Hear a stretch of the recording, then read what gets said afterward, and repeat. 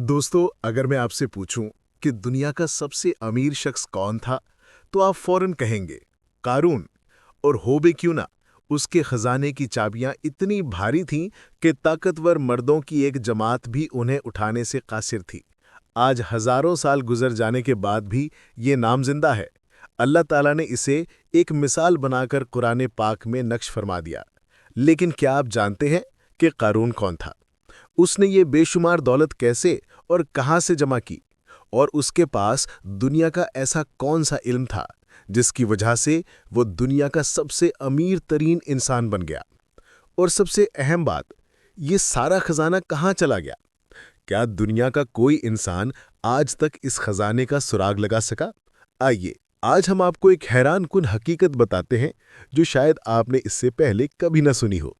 लिहाजा वीडियो को आखिर तक जरूर देखिएगा। कारून कौन था? कारून बनी इसराइल से ताल्लुक़ रखता था और ख़ास तौर पर हज़रत मूसा अलैहिस्सलाम के चचा यासिर का बेटा था। जैसा कि कुरान में फरमाया गया, बेशक कारून मूसा की कौम में से था। इब्तदाई ज़िंदगी में कारून हज़रत मूसा अलैहिस्सलाम का पैरोकार था और बहुत इबादत गुजार था। यहाँ तक कि उसने बनी इसराइल में इबादत में वो मकाम हासिल किया जो किसी और को नसीब न हुआ। कहा जाता है कि उसने 40 साल तक एक पहाड़ पर अल्लाह की इबादत की। इसी वजह से उसे अलमनवर यानी नूर वाला भी कहा जाता था।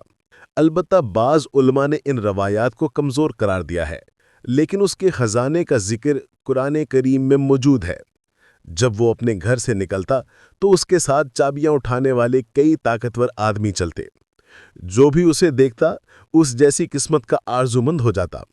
मगर कारून अपनी दौलत पर गुरूर और तकब्बुर में मुब्तला हो गया।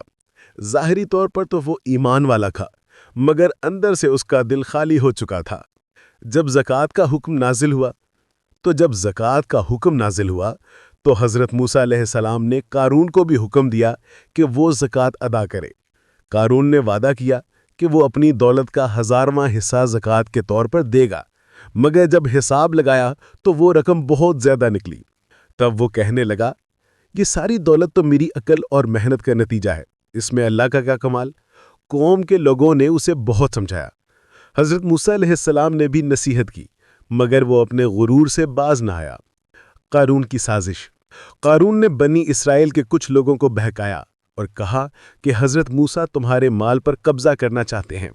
फिर उसने एक औरत को अपने खजाने का लालच देकर तैयार किया कि वो लोगों के सामने हज़रत मूसा पर ज़िना की तोहमत लगाए।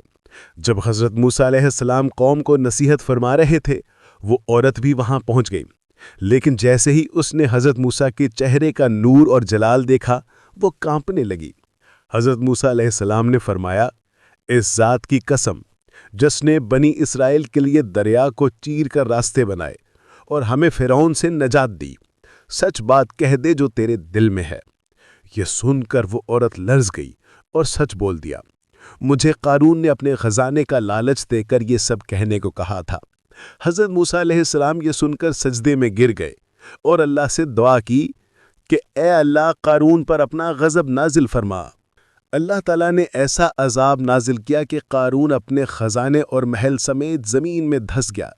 चंद लम्हों में वो सब कुछ मिट्टी में दफन हो गया। ये वही कारून था जिसके खजाने की मिसालें दी जाती थीं, मगर आज तक कोई उसके खजाने का सुराग न लगा सका।